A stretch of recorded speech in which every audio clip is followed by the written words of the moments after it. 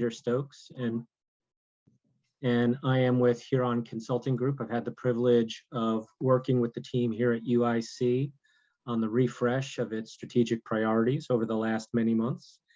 And today we're going to have an opportunity to hear from some of the leaders of the various working groups and from the Chancellor himself about that work and about some of the outcomes of that work. And we'll start just with some opening remarks from the Chancellor in a moment. And then we'll provide a very brief overview of the process that we went through that ultimately generated the material that we'll be discussing today. And then we'll have a panel of some of our working group members whom we'll introduce in a few moments to share some of their perspectives on the work that was accomplished and some of the importance of the themes that emerged in the course of that work for the university going forward. And then we'll take up your questions and provide answers to those questions. So again, please do send those in through the Q&A at the bottom of the Zoom screen, and we'll take those up. And then after some discussion, we'll wrap with some closing remarks from the Chancellor as well. So with that, Chancellor Emeritus, let me hand it over to you to get things started. Thank you, Peter, and good morning, everyone, or actually good afternoon by now. I'm really delighted to see the participation today, and I want to thank you for joining us in this discussion. As we were preparing for this meeting yesterday with a group of people that you will see on the screen, I was telling everybody that I'm not sure how many people will show up in an event like this, and seeing the number at the bottom of my screen, which is a good gathering of faculty, staff, and a few students. I'm really delighted that there is a strong interest to talk about the strategic priorities of the university. 5 years ago, we had completed a strategic planning process with similar significant participation and identified 4 priorities for our university. Focusing on the experience and success of our students, focusing on the impact of our research, focusing on Chicago, and focusing on creating a more entrepreneurial university in every aspect of the world has helped us and has served us well over the last 5 years. Many of you have heard me in big public meetings or in smaller meetings or in private discussions using the word momentum for UIC. To a large extent, the momentum that we have built over the last 5 years is based on the priorities that we had, and it has been assisted by the priorities that we identified. Everything that we have done had in mind the success of our students, the experience of our students, our impact, and our role as an anchor institution in the city of Chicago. It is not unusual after 5 years for a university administration that had a strategic plan in many universities to ask the question, are these the right priorities for us right now? And what should we do to update or refocus our priorities? Even more so is the case in the situation that we find ourselves today. 15 months after the onset of a unique pandemic that none of us could have predicted when we were talking about strategic priorities, or the worst nightmare that we could have had actually, and exactly 1 year today from the murder of George Floyd, which brought racial inequity issues and structural racism to front and central in the discussion at the national level, one can ask, with all of these changes, dramatic changes that we have experienced, are our priorities still valid? My argument, and I hope you agree with this, is that now they're even more important than they were 5 years ago. It is even more important at this point in history to focus our energy on the experience and success of our students. It is even more important to highlight the impact of the research that we are performing and the new knowledge that we are generating. It is even more important to be an anchor institution in the city of Chicago and place our emphasis on Chicago and our surrounding communities.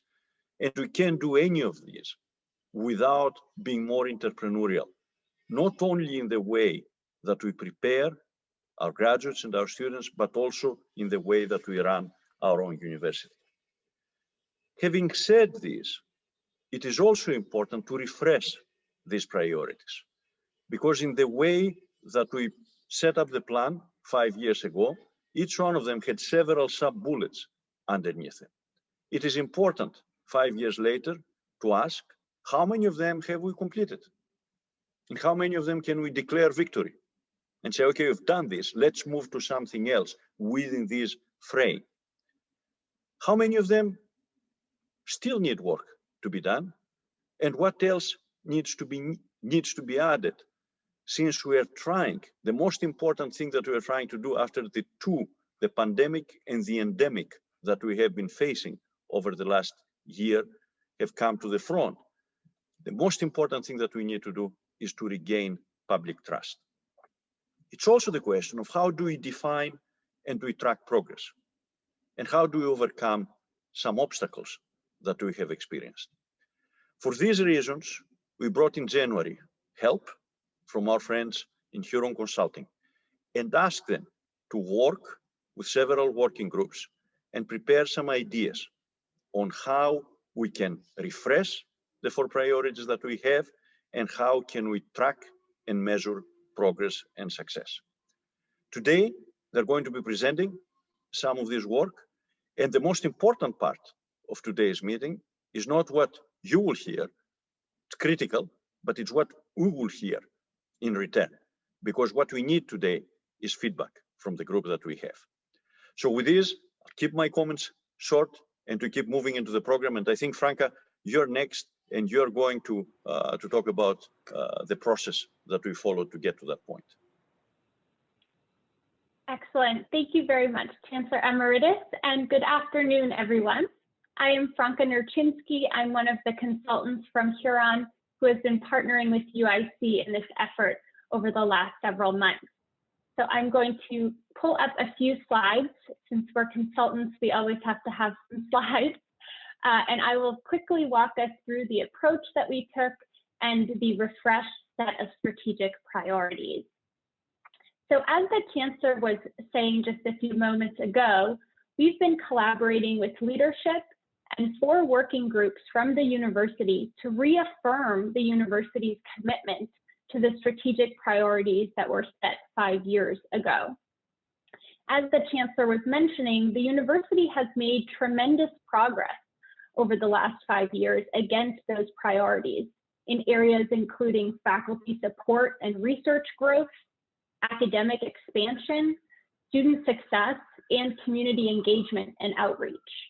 And so over the last several months, we engaged the working groups and members of leadership in several working sessions, surveys, and other activities to align on a set of refreshed strategic priorities for the university. The working group effort represented a thoughtful, forward-looking, and committed approach to considering the next milestones of opportunity for the university. And so with that brief overview, I will now cover the refreshed priorities. The first priority area is student experience and success. As we all know, students are at the center of UIC's mission and its success. Therefore, the vision for this priority area is to create an inclusive and innovative learning environment where all students are supported and equipped for success. UIC will accomplish this vision in various ways, including increased coordination across campus, a continued focus on equity and inclusion, as well as access to high-quality faculty across the institution. The next priority area is national and international impact and visibility. UIC is a hub of cutting-edge research and innovation. Therefore, the vision for this priority area is to promote significant contributions that advance discovery and medical knowledge, that spur scientific, technological, and social progress, and that advance civic and global citizenship.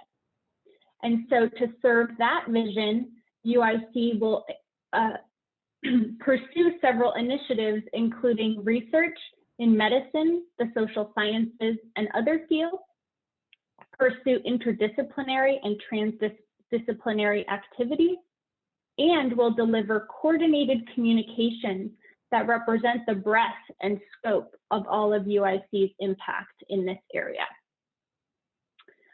The next priority area is Chicago and community engagement.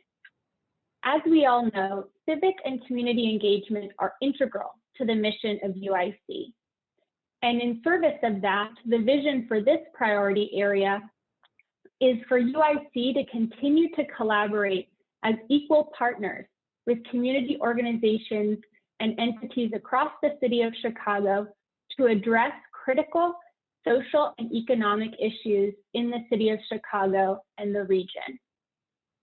To accomplish this vision, UIC will pursue various initiatives, including expanding top quality healthcare, aligning incentives for faculty and staff that encourage community engagement, and communicating UIC's impact in the community in ways that open the door to more opportunities down the road. And finally, last but certainly not least, is entrepreneurial university. Advancing the public good, which is a key priority for the institution, will require entrepreneurial thinking and entrepreneurial action. Therefore, the vision for this priority area is to further innovation by developing a culture of entrepreneurship that both strengthens the university's mission areas and sustains the university's operations over the long term. UIC will accomplish this vision in various ways, including fostering a culture that values creativity, initiative, and adaptability across the institution, by creating spaces for experimentation and sharing of best practices, and by increasing efficiency to support agile activity, for example, through investment in expanded IT infrastructure.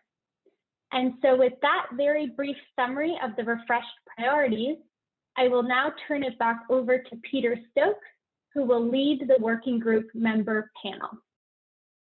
Thank you very much, Franca. And I think just to highlight a few key points there, as we have gone through this process with the UIC community, we have certainly seen the continued relevance of these priorities, as the Chancellor mentioned a few moments ago. And that's why this is a refresh and really a building upon past priorities and success to date relative to those priorities. And I think this issue of momentum is especially important as we think about all of these challenging times over the past 15 months, as we emerge out of that and start thinking about the potential for our students' lives to return to normal, faculty and staff, and the broader community. So a tremendous opportunity just to build from strength here as we go forward. I just want to remind everyone as we invite our panelists to come on video now that you have the opportunity to submit questions through the Q&A. We're getting a few questions already, so please continue to do that. And building on the summary that Franca just provided to us, I'm now going to invite our panelists to say a little bit about each of the 4 working groups that they were engaged with. And so I'll start just by introducing each in turn, and then I'll invite each of you to say a little bit about your experience in the working group, and also one of the strategic priorities that emerged through that effort that you think is particularly important for the university and also important to you personally and professionally as you think about the mission of the institution. So we'll hear from Liz Houlihan, Director of the Office of First Year Initiatives from the Student Experience and Success Group in just a moment. And then Chancellor Emeritus is going to address the National and International Impact and Visibility Working Group. And then Dean Michael Pagano from the College of Urban Planning and Public Affairs will talk a little bit about his experience with Chicago and community engagement. And then TJ Augustine, Vice Chancellor for Innovation, will talk a little bit about the Entrepreneurial University. So with that, Liz, why don't we start with you? And could you share with us a little bit about your experience with student experience and success? Thank you so much. Good afternoon, everybody. It is a pleasure to be here on this panel, as well as having been a part of the Strategic Priorities Working Group. I will say that this experience has, I think, reaffirmed my passion and commitment to our students, but also recognize that we are surrounded by many talented individuals who equally aspire to see our students achieve ultimate success in a multitude of ways. And so I think this opportunity provided me with a renewed spirit to continue our work, no matter how difficult the circumstances, including a remote year. One of the, I think, initiatives that really, no pun intended, sparked my interest and really reinvigorated me was the fostering equity and inclusion to advance student achievement. While we recognize that the achievement gap speaks to systemic issues that we face as a nation, this has much to do with the opportunities that we currently provide to all of our students. And I think that this ultimately is our call to action. We are asked through this initiative to explore the myriad of ways in which we answer for the elimination of our institution's gaps. And while we think about these gaps from a student perspective, these are our opportunities to help make good on our student successes.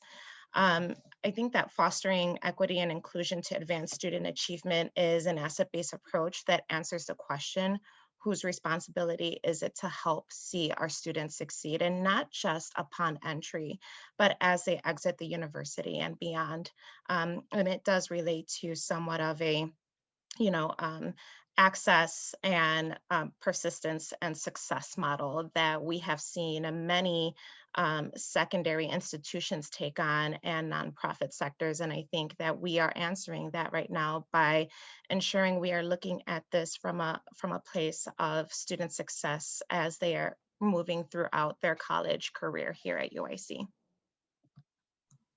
Terrific. Thank you very much, Liz. And Chancellor, we'll invite you to offer some comments on the National and International Impact and Visibility Working Group. Thank you, Peter, and thank you, Liz.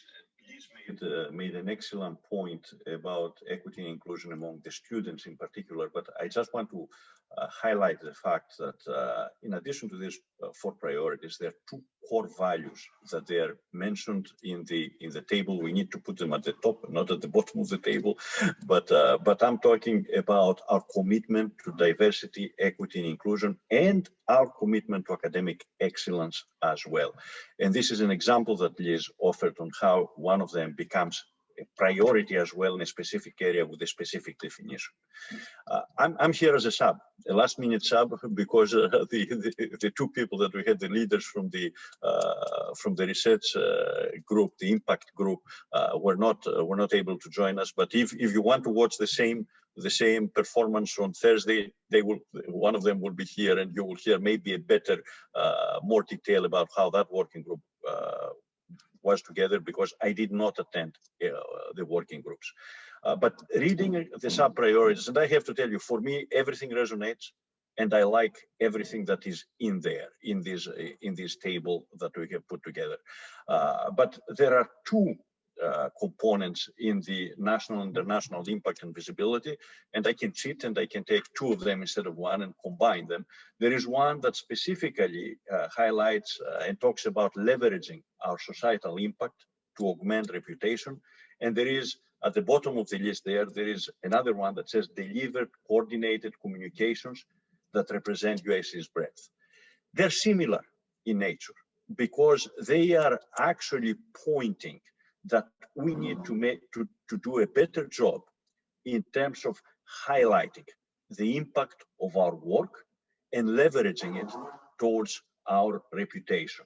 This is something that over the last 6 years that I have been here, I have heard repeatedly from the faculty that we have to do a better job in highlighting this work, leveraging it for our reputation. And that's exactly what these strategic priority, both of them points us in the direction that they point us, that we need to highlight our impact and we need to make sure that we show the breadth and depth of the work that we do in terms of the impact that we have. So that's why I like these two combined. Thank you very much, Chancellor. And now we'll move on to Dean Pagano, who's going to talk with us about Chicago and community engagement. Thank you, and good afternoon to everyone. Community engagement and Chicago are speaking to two different and sometimes combined issues and goals and events. We are reminded, and the Chancellor reminds us every time he has the opportunity to remind us that this is the University of Illinois for Chicago, that the work that we do is to augment the quality of life and improve the standard of living for everyone in the region. But it's also an approach to solving problems that are based on community engagement, not communities as a subject, but communities as a partner, communities as collaborators, communities as investors in the well-being of the community and the society. So it speaks beyond just the boundaries of the city of Chicago, or even that funny word that I've been told about called Chicagoland. It's beyond just the region of Chicago. It's about the work that we do in communities around the world, which engages those people, those others who are part of the research and academic process, as a way of both learning and promoting the good work and findings that we do.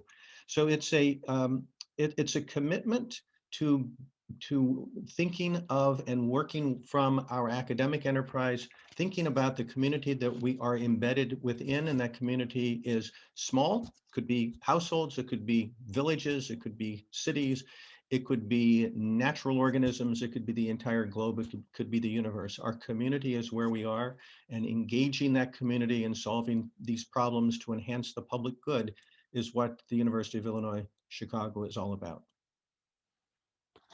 Thank you. That's terrific. Thank you, Dean Pagano. TJ, would now love to have you talk about the Entrepreneurial University. Thank you, Peter, and thanks everyone for being here and participating today. The Entrepreneurial University Working Group was a fantastic group of a mix of faculty and administrators. We had a really lively, interesting discussion over the course of this process. I think, first I would say, sort of similar to what Dean Pagano just mentioned, we sort of have two facets of Entrepreneurial University that maybe are run in parallel. Part of it is entrepreneurial behavior in how we conduct our business operations at the university. Part of it is also entrepreneurial behavior and how we think about taking inventions and other work that happens at the university and driving impact beyond the university in the private sector. Overall, I think one of the important sort of messages from the group in this area was that at times UIC, despite all the amazing work we do, UIC at times can feel bureaucratic, it can feel siloed. But what if we did more to make sure that the university felt, instead of those things, entrepreneurial and deeply interconnected? Imagine what amazing things we could do if that was the feel that you got from the university when you thought about it. And a lot of that comes down to culture, I think we saw through the group. We have to change the culture of the university so that an entrepreneurial mindset is deeply rooted in how we think of making positive impact in our mission areas and in our day-to-day operations that make the university function. Of the areas we mentioned for the strategic areas for impact in Entrepreneurial University, I think building infrastructure to support and allocating resources to advance entrepreneurship really resonates. Again, that speaks to both how we support the administrators and staff that move the university forward on a daily basis with its operations.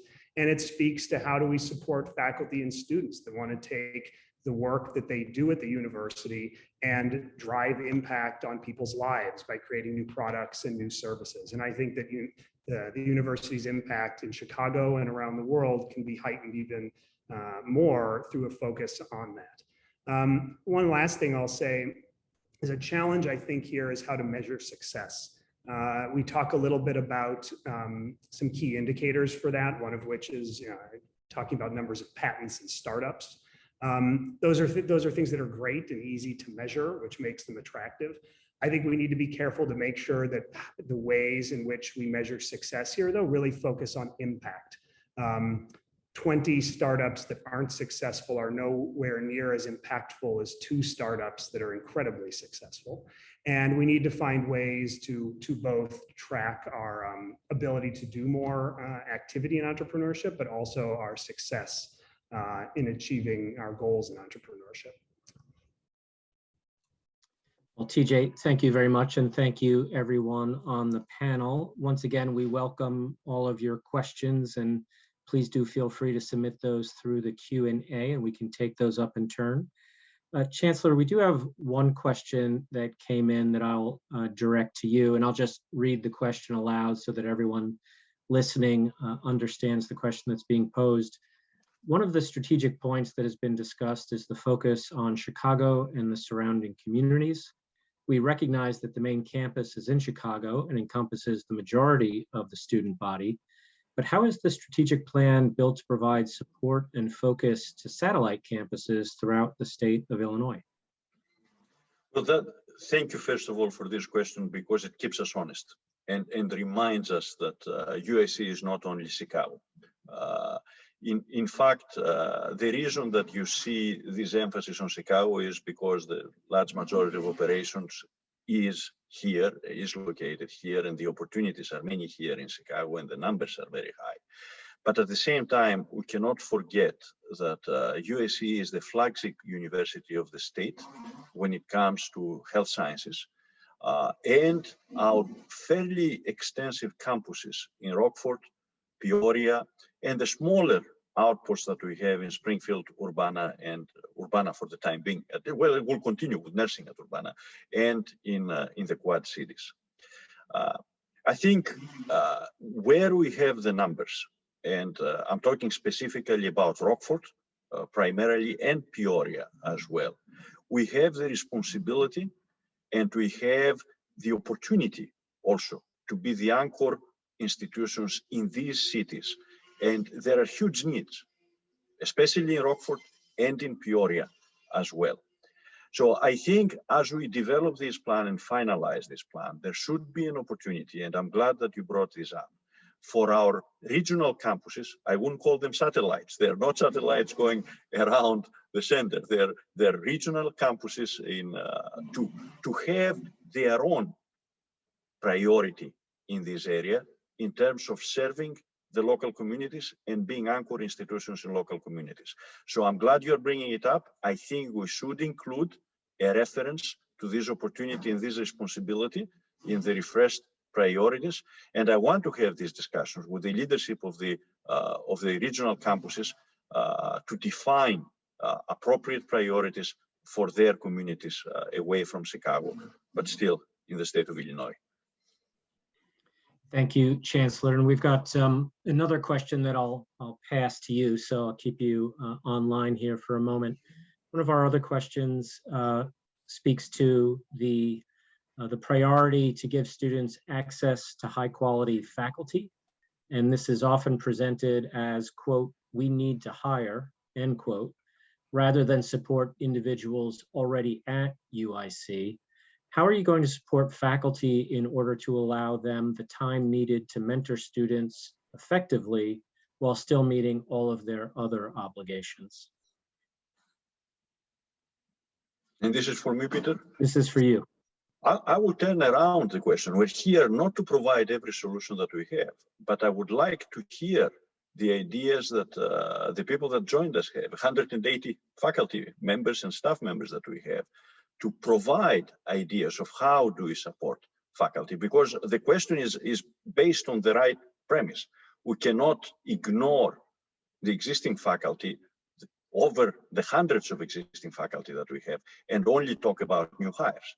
I don't think that I have done this during my period here, and I think that it's extremely important to come up with suggestions and ideas along these lines. So I would very much like to hear suggestions. Feel free to either send suggestions through the chat and the comments, or email along these lines.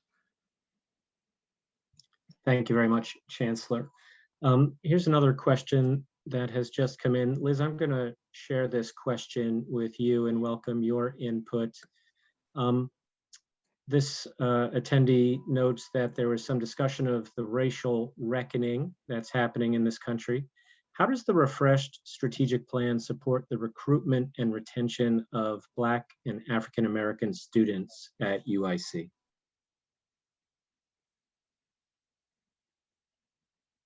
Peter, did you say you're kicking that over to me?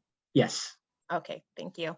That is a great question. And I think through a few of our strategic priorities and initiatives under student experience and success, this is not necessarily for a particular group of students. However, we certainly recognize that we need to take into consideration the whole student and their experiences and ensure that we are providing opportunities for students to cultivate their potential, not all at the same level. So when we talk about student retention, persistence, and graduation, that particular trajectory and journey will look different for every student.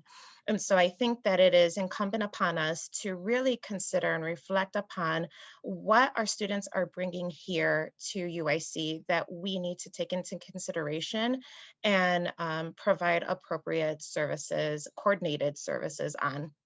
I think that this also speaks to our need to increase coordination and provide equitable support and services.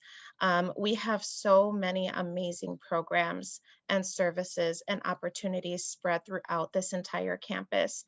However, one particular service may not reach the other end of campus. And so I think it is also our responsibility to think about ways in which we are communicating such services so that all students are able to have access to this.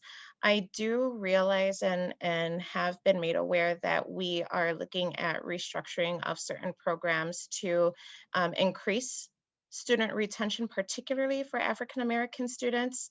And while this is not a plan that can happen and be delivered upon, within months, this is going to be an opportunity for us to take a look at what we need to do in order to learn from this particular process and experience to ensure that our African American students are afforded all of the opportunities to succeed here, and recognize that this is not a one size fits all approach, and that we have to ensure that we are looking at this from a holistic and individualistic student perspective. Chancellor, I will also leave that to you if you have anything else to add. I think what I would like to add here is that there is also a plan that we have put together about advancing racial equity.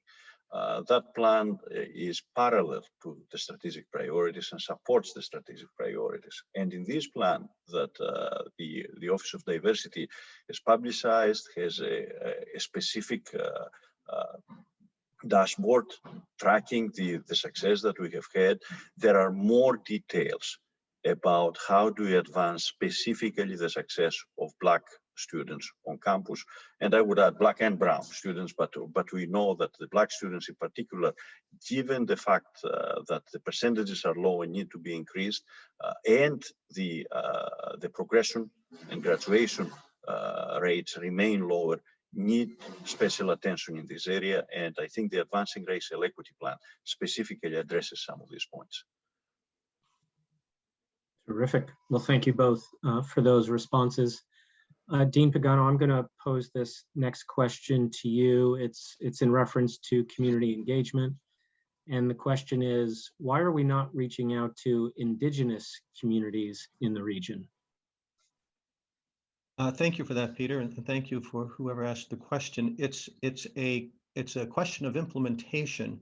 I think so long as we are committed as an institution to community engagement, that how we operationalize that as we go through time really requires us, if this is a community that has been omitted in our work, that the Indigenous communities in the region need to be connected with community engagement and other kind of work that we do. So I don't If it's an omission at this point, I think that the strategic plan identifies it as an objective and something that we need to be involved in. So I think whoever asked the question is pointing out a deficiency in what we've done so far, but a challenge for what we need to do in the future.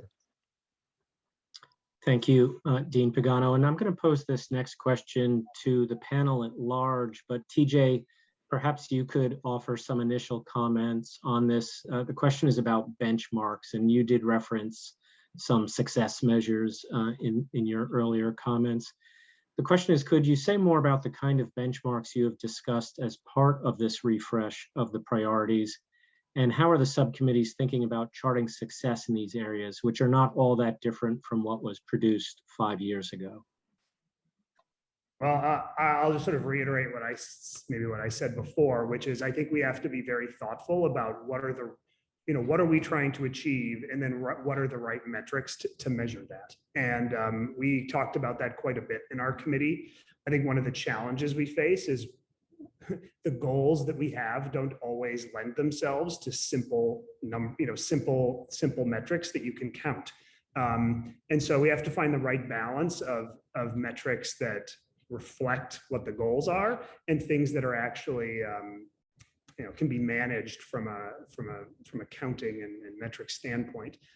But it's something I think our group was very focused on. We want to make sure we get the right ones in place and be very focused on that over the next 5 years, so we can make sure we're making the right investments and carrying out the right activities. Thank you, TJ. Any other comments on that question? We actually have another question that is closely related, but let me just pause and see if anyone else has comments there. Yeah, and Peter, I saw the closely related question as well. So let me jump into this because it's very similar, right? Increased efficiency does not mean doing more with less. It also means doing faster and reaching, an administrative action that today takes 4 weeks, being done in 1 week instead of 4 weeks, because we eliminate barriers and we provide the ability to different level to make quick decisions, right? Or alternatively, changing the culture. Instead of having a culture where, again, the administrative structure highlights what we cannot do, it highlights how we can do what is needed, right? And do it fast. So don't necessarily tie efficiency with less people. That's not the intent here. And that's how you measure actually success in some of these cases. If we manage to improve the services that we're providing internally, just improve the services, right? And the procedures. We are more entrepreneurial and we are successful in increasing efficiency. That's great. Thank you, Chancellor. I do want to just return to. By the way, let me add one more sentence here, Peter. A fair question here is, well, why it hasn't been done by now, right? And what is going to change in the next 5 years? The answer is it has been done in certain areas. That it was easier. We picked up during the first 5 years some of the low-hanging fruit. There's some other areas that they're much more resistant, they're much more complicated. And I think we need to stay the course here in order to achieve better results. And in some areas we saw incremental improvement, and we need to do more. So I think there are 3 buckets, 3 categories, and these strategic priorities and the increasing efficiency as it remains, it keeps us into this trajectory. It forces us to continue down that path. Thank you, Chancellor. And we've also had one additional question that again is on the subject of success measures. And Liz, I'll pose this question to you. The question is really around balancing quantitative and qualitative measures of student success, and particularly given the socio-emotional factors, positive mental health interventions and support for students that are required for them to feel connected not only to their departments and advisors, but also to the campus community more broadly. How are student success factors being assessed and addressed beyond purely quantitative measures? Thank you, Peter. That's a great question as well. And what I would say is, this did come up in discussion as we were thinking about some of our indicators here. And what we discussed is that it really is up to our colleges, units, departments to think about how they quantify and qualify success for our students in the work that we are doing in service of them. And while we recognize that each department, each unit has a varied mission, it's all under the auspices of student success. And so to that end, I think the question remains, how do we individually within our departments and units think about the success of our work here? But particularly, how can we also then pull together the work that is being done by amazing individuals on this campus already by using some of the common tools and instruments that exist on this campus to help identify how effective interventions for students can be. One in particular, and I'm sorry if Josephine Volpe's on this call, but iAdvise is a great tool in which we do track and monitor the interventions and supports offered to our students, which really does, again, bind all of the work that's being done across campus and within units. And so using that as a tool to effectively measure how successful our work is, that tells a great story, and it puts together the larger picture of what it takes to help a student succeed here on campus. And so while we do have a heavy component for the quantitative indicators, I do know that we already have tools that exist on campus to talk to us about what qualitative components can be seen as success, and then take that back to our department so we can evaluate and further enhance our services and efforts. Thank you, Liz. Very, very helpful. We have one other question, and Chancellor, I think we'll start with you, but welcome input from others as well. The question is, did any of the working groups address what budget model would be most likely to lead to more efficiency, entrepreneurial activity, and student success? I have no idea, Peter, if the working groups addressed the budget model at all. TJ, as you know, I was not Pagano, in any Liz? of them. So I do not believe the working group addressed the budget model. I do know that the deans and the provost and the chancellor have been talking about it for a long time. Okay, terrific. So we've got one last question here, and Chancellor, I will ask you to address this one. It again is relative to the national and international impact goal area. And the second point there is advanced medical and scientific knowledge.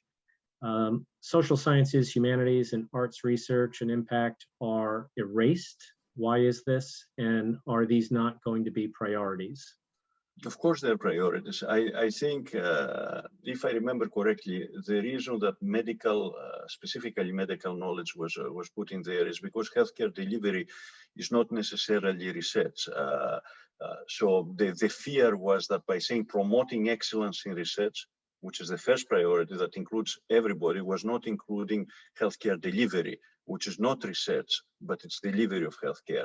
That's a good point that is raised, that maybe we need to rethink the words here because they may be creating the wrong impression that we are highlighting one over the others, which is not the intent at all. Peter, before we close, I think if we have a few minutes, I saw another very interesting question in the Q&A that talks about quantitative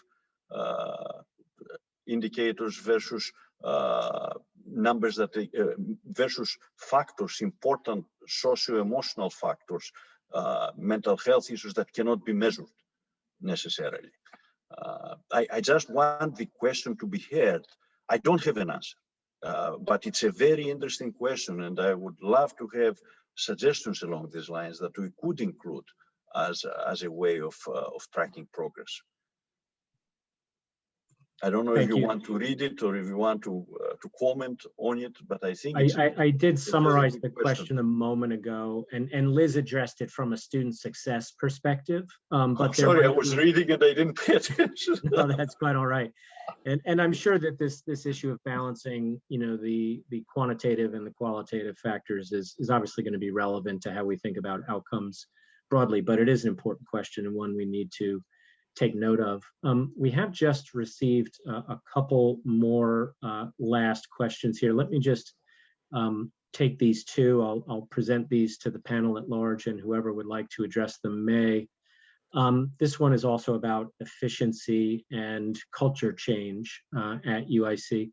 So regarding the discussion about efficiency and culture, if changes or improvements are brought forward and it is decided that these changes will be implemented, how do you propose to combat the culture of complacency and entrenchment that is rather prevalent both at the college and university level? I can start on that one at least. I would say in our group, when we talked about being more entrepreneurial, which in some ways is the opposite of being complacent, a lot of it had to do with putting the right incentives in place for individuals who work at the institution to change behavior or behave in a certain way, right? And that has to do with managing staff in a way that encourages that behavior. And I think that we haven't been as aggressive in putting some of those policies and practices in place. And I think that that's something we can do to start changing the culture.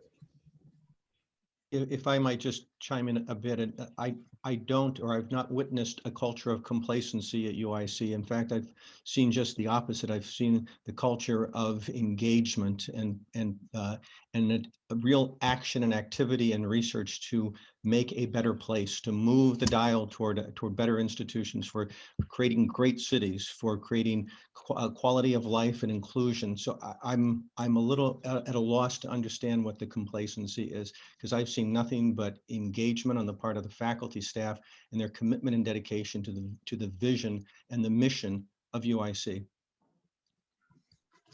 Thank you, Dean. I hate to disagree with one of the most senior deans that we have and the most engaged deans, but I think, Mike, while I agree with you that this is a strength of the university, there are also some small pockets that the culture is different. And I think one of the most difficult tasks that any leadership group faces is change management.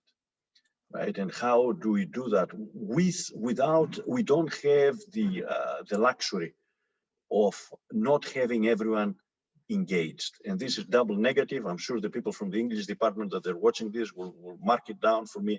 But look, we cannot afford to have people that they're not engaged into the university. The only way to do that, there's no easy solution here. The only way to do that is continuously talking about our priorities and continuously trying along these lines. I don't know of any other way, and I have seen success in many different areas, but there are some pockets of resistance that still we need to convert into true believers in terms of advancing efficiency and also entrepreneurship in the university.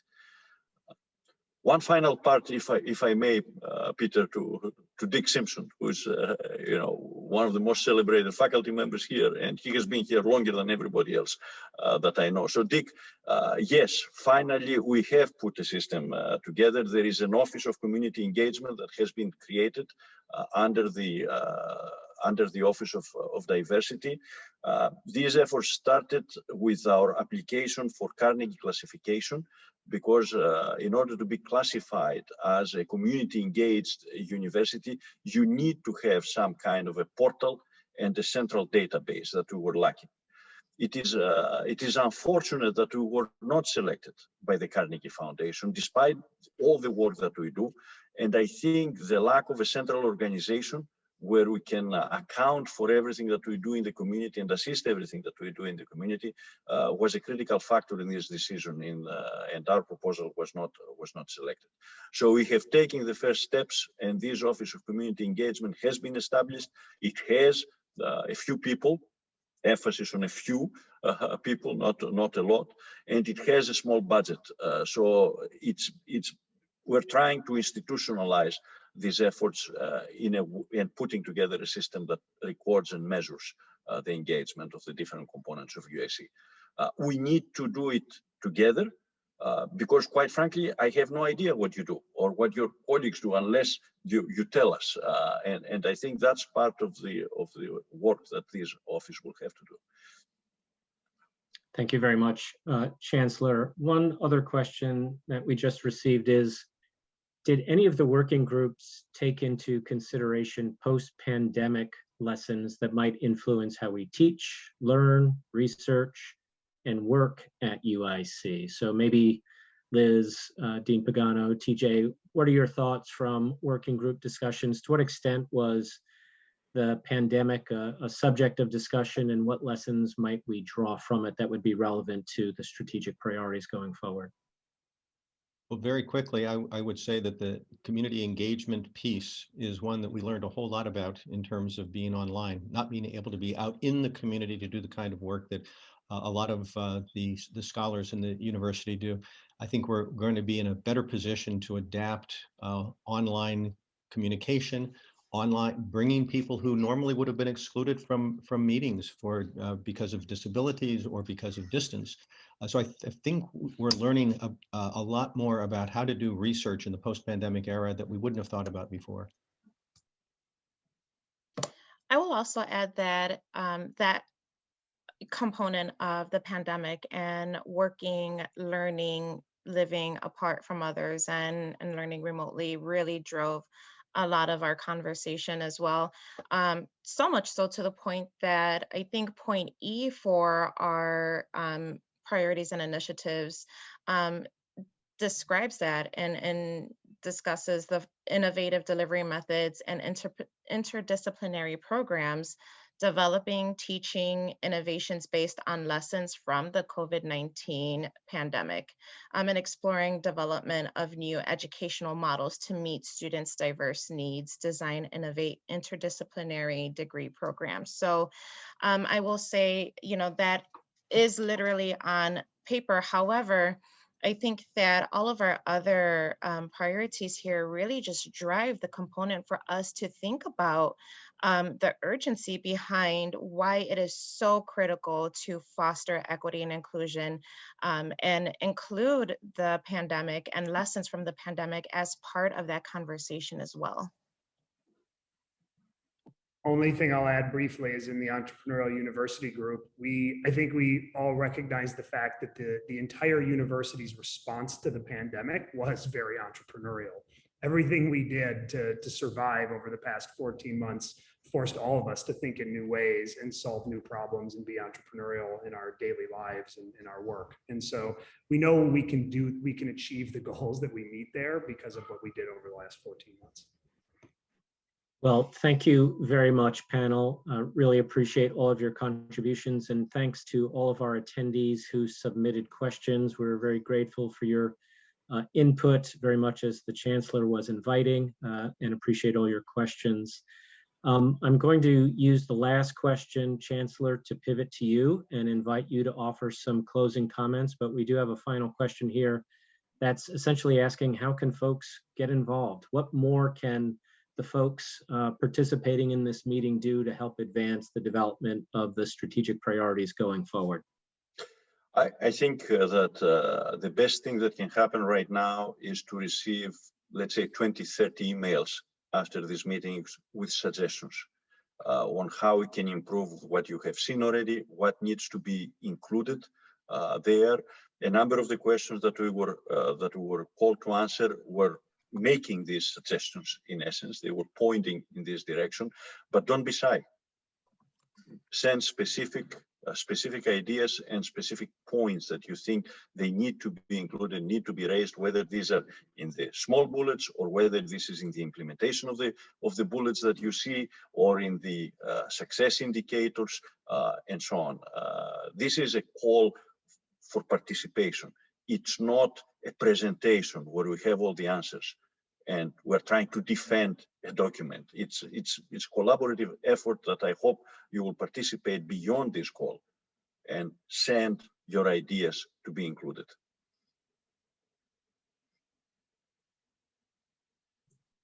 Thank you, Chancellor. Are there any other closing comments you'd like to offer before we break?